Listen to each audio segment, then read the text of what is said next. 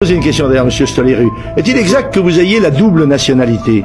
Laquelle? Je ne sais pas, je vous pose la question. non, je suis Avez-vous une double nationalité? Non, je suis français, tout simplement. Vous n'avez pas de double nationalité? Non, je n'ai pas. Ah, parfait. Alors, j'aime mieux ça, parce que j'aurais été, dois vous le dire, un peu gêné si j'avais su que vous aviez une autre nationalité Laquelle? que la nationalité française. Laquelle? Je vous pose la question, vous me dites que non. Ah, Par non, conséquent, il n'y a pas là de débat. Non. Je voudrais seulement vous dire... C'est aussi un détail. Sur l'analyse... non, écoutez, pas ce genre d'argument pitoyable, Monsieur Stoléru. Qui est-ce qui prend Tout des de arguments même, personnels? écoutez, C'est vous, c'est moi?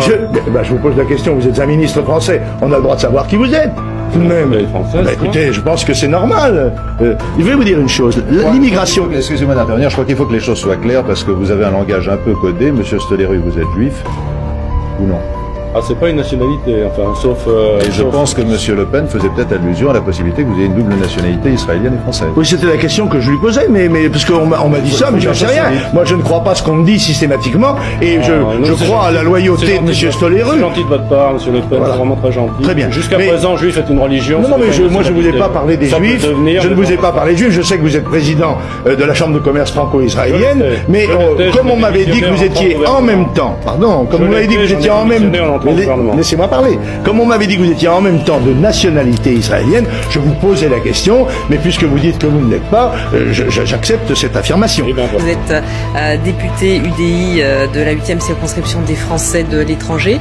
Vous avez le double passeport franco-israélien. Alors, Comme une soixantaine de députés à l'Assemblée nationale. oui, non, c'est- Nous assistons à une augmentation sans précédent des actes antisémites dans notre pays. Ah mais je pense qu'on doit parler de tout à Radio J et je vous dis, je pense que, enfin moi c'est une communauté qui est la mienne.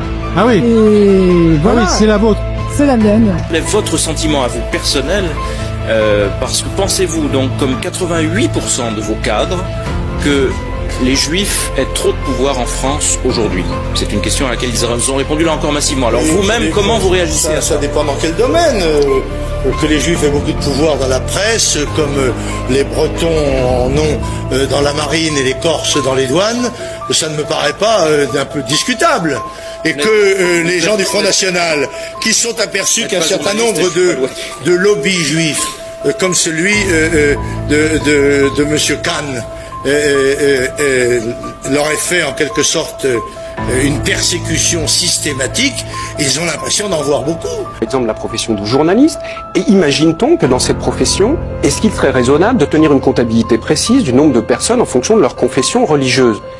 Vous savez comme moi que ça a déjà suscité des polémiques importantes, et ceux qui ont fait remarquer que parmi les journalistes, que certaines religions étaient surreprésentées par rapport à d'autres, vous savez très bien que ça a suscité l'émotion. Il faut en parler librement et simplement. C'était un moment où on expliquait qu'il y avait une surreprésentation des juifs dans les médias audiovisuels. Écoutez, les internationales juives, il y en a plusieurs. Il y a le Congrès juif mondial, il y a le Fonds mondial eux juif que vous unifié. Il y a des organisations qui sont diasporéiques, si vous voulez, qui ont par nature une vocation, une volonté internationale, et par là même ne partagent pas les mêmes intérêts que les gens qui, en Allemagne, en France ou en Israël, défendent des intérêts nationaux. Mais j'ai bien précisé ce qui n'a été relevé par aucun organe de presse, qu'il ne s'agissait ni de tous les maçons, ni de tous les juifs, ni de toutes les organisations juives ou maçonniques. Mais si vous Que celles qui se reconnaissent, après tout, prennent ça pour elles. Que les chambres à C'est gaz toujours étaient un votre détail pensée. de l'histoire de la guerre, à moins d'admettre qu'elle soit la guerre qui soit un détail vous des chambres à maintenez gaz. ces propos. Oui, absolument. Justement, l'interview que vous aviez faite de Jean-Marie Le Pen, que tu as... oui, mais là, nous, on se bouffe, quoi. Allez. Donc cette interview de Jean-Marie Le Pen a été l'un des deux détonateurs de la crise au Front National. Jean-Marie Le Pen qui, le week-end dernier à Marseille, a été interpellé par un militant sur, à propos de cette interview. Vous allez entendre la question et sa réponse. Monsieur Le Pen, ne pensez-vous pas que vous avez été victime d'un piège par votre télé qui vous a ressorti un vieux dossier pour vous mettre en cause? Écoutez, c'est un peu la technique de M. Bourdin. Si M. Bourdin n'employait pas ce genre de procédé, je pense qu'on lui signifierait son congé. Il n'est utile que dans la mesure où il crée ce genre d'événements. Oui, en l'occurrence, j'estime avoir été utile. Tout simplement. Vous dites par exemple, Manuel Valls, ce n'est pas ma tasse de thé. Oui. Bon, vous savez pourquoi? Et pourquoi? Sous le prétexte que je défendais à une époque, que je défends toujours, les Arabes contre les Israéliens, les Palestiniens, il m'a agressé un jour alors que je le connais à peine, que c'est un copain de parti. Oui. Mais, bon, il a des alliances personnelles qui font... C'est-à-dire, qu'est-ce que vous voulez dire par là?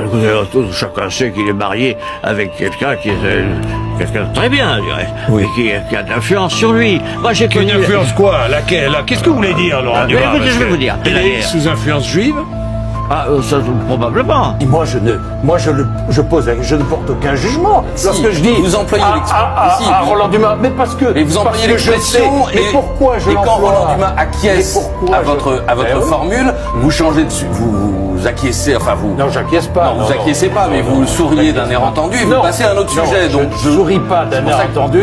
Patrick Cohen est né en 1962 à Montreuil, fils d'un père juif marocain, patron de chaudronnerie, et d'une mère sicilienne. D'un autre côté, je n'accepte pas non plus qu'il y ait des citoyens qui n'aient pas les mêmes droits que moi, qui auraient des droits supérieurs à moi, auxquels je devrais une déférence particulière. La neige bloque l'Île-de-France, Ségolène Royal demande des excuses à François Fillon, des milliers de Franciliens sont en colère, et pendant ce temps-là, Marine Le Pen monte dans les sondages. Les Européens se réunissent pour la énième fois, objectif de leur conciliabule sauver l'euro. Dans les capitales, les opinions publiques s'inquiètent et grondent devant un avenir qu'elles devinent sombre. Et pendant ce temps-là, Marine Le Pen monte. L'école française perd des places dans le classement mondial, les Français perdent confiance dans l'ascenseur social. Et pendant ce temps-là, Marine Le Pen monte. Son adversaire Bruno Gollnisch rassemble les vieux militants extrémistes, les antisémites, les intégristes. Marine Le Pen monte encore. Depuis hier, la fille s'est émancipée du père. Il est Jean-Marie, je suis Marine, dit-elle. Elle s'installe dans le paysage et veut débarrasser le parti d'extrême droite de ses oripopéténistes. Marine Le Pen continue de monter. Ça fait très longtemps que nos compatriotes de confession juive sont confrontés à des actes de ce type. Alors c'est vrai que si on regarde la position de Marine Le Pen depuis le début de ces événements, elle a condamné de façon claire et sans réserve le terrorisme du Hamas. Et si cette crise, comme je le crois, fera date aussi dans la vie politique française, elle va poursuivre une forme de chemin de normalisation. Quel retournement de situation? Oui, mais si bien on sûr. pense à 20-25 ans en arrière. Exactement, juste pour noter aussi qu'elle avait plusieurs élus qui étaient à la marge de solidarité avec Israël. Parce que j'avais 13 ans, la guerre du Kippour a éclaté, je ne vivais pas en France et tous les jours j'avais peur en allant au lycée. Quelques semaines plus tard, au plein milieu de l'année scolaire, je suis arrivée en France où je me suis sentie en sécurité. Aujourd'hui, je pense à beaucoup de lycéens, beaucoup d'étudiants, beaucoup de gens qui sont allés dans des synagogues ou qui doivent y aller dans les semaines qui viennent et qui vont avoir peur.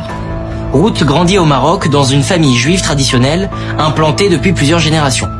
Ce n'est tout de même pas n'importe quelle famille, puisqu'un des grands-oncles de Ruth, Shalom Messas, a été grand rabbin du Maroc, puis de Jérusalem. Dès 1991, on la retrouve accompagnée d'Elie Wiesel, prix Nobel de la paix, ancien déporté, écrivain et philosophe, et du grand maître du Grand Orient de France, très importante loge maçonnique, Jean-Robert Agache, dans une convention contre l'intolérance et le fascisme. En 2013, on retrouve Ruth chez Marie Calter pour la célébration du Nouvel An Juif. À cette fête, de nombreuses personnalités politiques et médiatiques ont fait le déplacement. Caroline Forest, oui, elle aussi est présente. Il n'y a plus personne pour ne pas comprendre que lorsqu'on s'en prend aux éclaireurs, lorsqu'on s'en prend aux juifs, c'est qu'on va s'en prendre à tout le monde, parce que c'est la base de toute idéologie fanatique et totalitaire.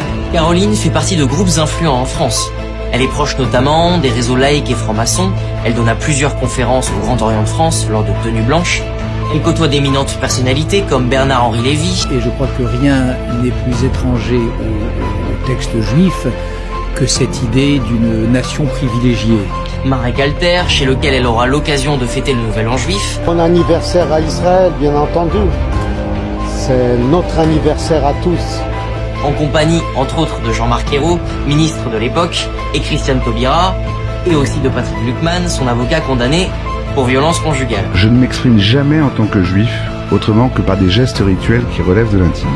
J'accuse le lobby de l'immigration, véritable syndicat anti-Le Pen, d'avoir organisé et conduit contre moi ce procès en sorcellerie.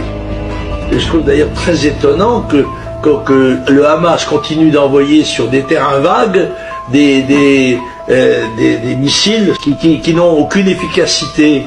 Alors il y a quelque chose qui m'étonne là-dedans, tu vois, qui pose question. Voilà, qui envoie ces roquettes vraiment? Je ne sais pas. En tous les cas, c'est un prétexte qui est utilisé par Israël pour écraser avec des moyens ultra modernes une population qui est pratiquement sans défense. Oui, il y a aujourd'hui même une gangrène islamiste qui s'installe de manière très prégnante sur l'ensemble du territoire. Le vrai père de Marion Maréchal, celui avec lequel sa mère a trompé son mari, c'est Roger Hawk. Et Roger Hawk, il était agent du Mossad. Est-ce que vous nous confirmez ce matin que vous participerez bien à cette marche? Bien sûr. Arriver par l'intermédiaire de Marine Le Pen à défiler contre l'antisémitisme, alors permettez-moi de dire que moi, je trouve que c'est une chance pour la France. Je suis ravi que le Front National, le Rassemblement National y aille. Moi, je suis follement attaché à Israël, follement. Je préfère 1000 fois, je vous dis bien 1000 fois, marcher à côté du Rassemblement National qu'avec les gens de Monsieur Mélenchon. Vous êtes avocat franco-israélien, juif de combat, hein, c'est ainsi que vous vous définissez, président de l'association France-Israël. Ces gens qui ont tout fait pour qu'il y ait de plus en plus d'immigrés venus des contrées musulmanes. Mes ancêtres étaient des juifs berbères. Iran, au secours!